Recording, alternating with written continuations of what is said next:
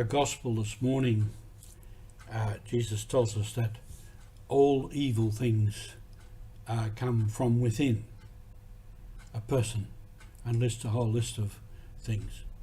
We can also say that all good things come from within a person, and they are the gifts of the Spirit. This is Roger. You're with Mission Alive from the MSC Mission Office. I don't know whether you've heard the story of the two wolves. It involves, it comes out of a situation of the American Indians, the North American Indians, and there was a chief was there one day instructing all the young kids, and they looked on him with awe because he was a brave warrior and a big chief and everything. And he said to them, he said, there were two wolves. There are two wolves within you.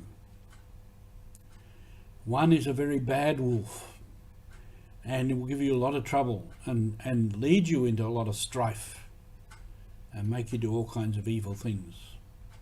And the other one is a good wolf, and the good wolf will guide you into good things and into a good life. And he said to them, he said, do you know which wolf will win? Because they're fighting each other. There's a great struggle inside you and inside me. And the small children were looking at him with big eyes, and I said, no, which one will win? And he said, the one that you feed. The one that you feed. So for us, within us is the good and the evil. That's how we're made. And that's what some of the stories in Genesis try to explain, of the origin of good and the origin of evil. And as I said, Jesus lists all this long list of evil things, evil intentions: fornication, theft, murder, adultery, avarice, malice, deceit, indecency, envy, etc., etc. St. Paul also lists later the gifts of the Spirit: peace, joy, happiness, charity, generosity, and so on, and the greatest of these is love. And these also come from within us, because that's how we're made. We're made in the image and likeness of God, and all these things belong to God. And so we have to feed the good wolf. And I think I came to that realization many years ago, that whatever my strengths and my good qualities, I need to exercise them, make them strong, use them, so that they become dominant and the weaknesses and the bad things go down.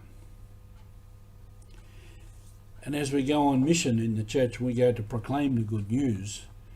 This is a guidance for us, because often missionaries go to different places, different peoples, different cultures, and we can react against that.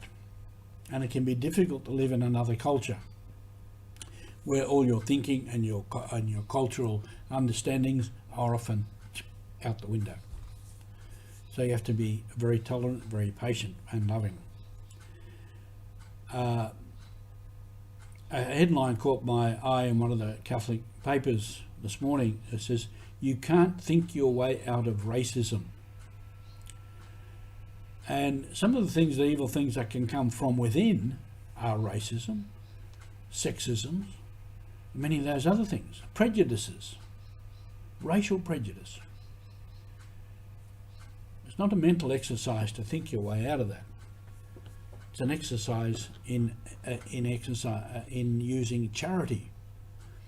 I remember once somebody used to, one particular group of migrants into this country, he hated them and he called them all kinds of names and things. And I said to him one day, I said, do you know any of them?